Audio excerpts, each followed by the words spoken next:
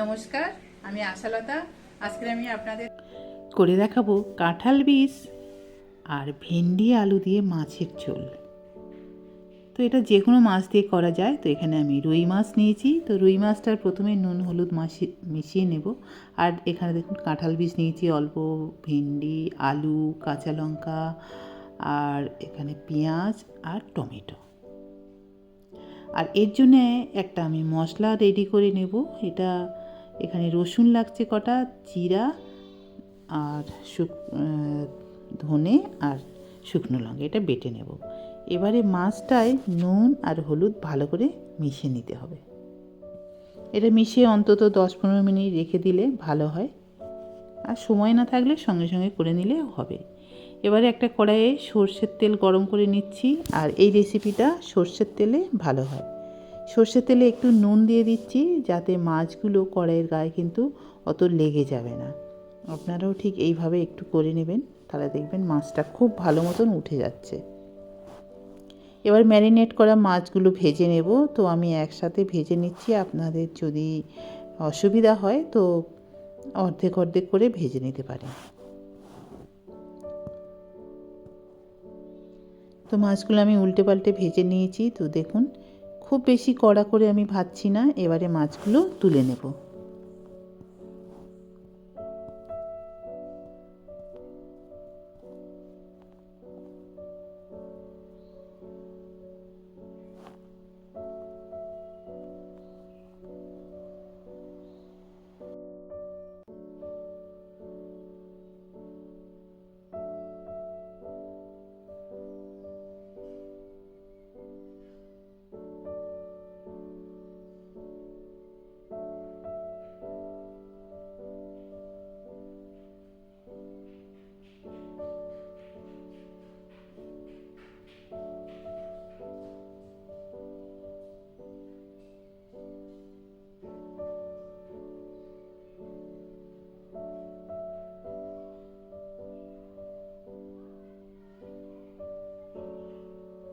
এবারে এই তেলের মধ্যে দিয়ে দেব পেঁয়াজ।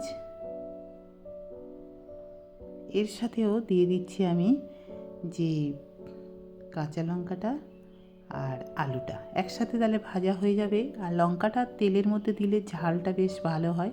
তো আপনারা যদি ঝাল কম খান তো লঙ্কাটা পরে দেবেন। ঝালটা সবসময় নিজেদের স্বাদ মতন ব্যবহার করবেন। তো এবারে আলু পেঁয়াজ একসাথে ভালো করে ভেজে নেব। এবারে যে মশলাটা বেটে নিয়েছি এবারে এর মধ্যে দিয়ে দেব। পেঁয়াজ খুব ভালো ভাজা হয়ে গেছে, আলুটাও খুব সুন্দর ভেজে নিয়েছি। এবারে এই মশলাটা আবার ভেজে নেওয়ার পরে 1-2 মিনিট ভেজে নিয়ে এবারে এর সাথে দিয়ে দেব বাকি যে ভেন্ডি, কাঁঠালের বীজ আর টমেটো, এটা একসাথে আবার দিয়ে দেব। গ্যাসটা এখন মিডিয়াম টু স্লোতে রেখে এটা ভাজতে হবে, যাতে কাঁঠালের বীজটা ভালো মতন সিদ্ধ হয়। নুন দিয়ে দিচ্ছি স্বাদ মতো।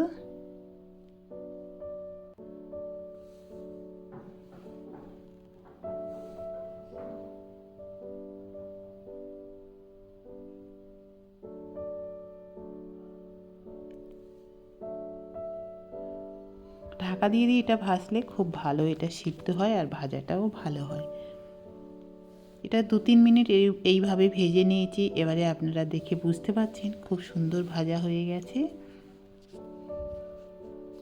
এবারে দিয়ে দিচ্ছি পরিমাণ মতন জল। এটা একটু গা মাখা মাখা হবে, খুব বেশি ঝোল করব না। আর এমনিতে আলু টালু খুব ভালো সিদ্ধও হয়ে আছে, বেশি সময় লাগবে না। আবার একটু ফুটিয়ে নেব এটা। তো ফুটে উঠলেই তারপরে দিয়ে দেব ভেজে রাখা মাছগুলো। ভেজে রাখা মাছ দেওয়ার পরে আবার 4-5 মিনিট এটা ফুটিয়ে নিলে হয়ে যাবে।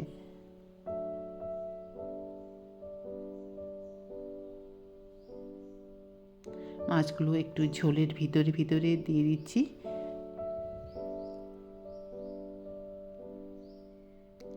আবার এটা ঢাকা দিয়ে রান্না করতে হবে 4-5 মিনিট।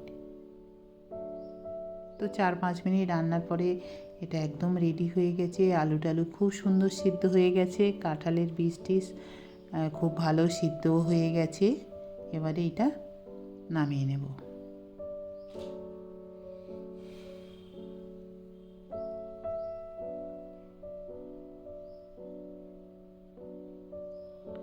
এবারে এটা আপনারা ভাতের সাথে পরিবেশন করুন, গরম গরম ভাতের সাথে অসাধারণ খেতে।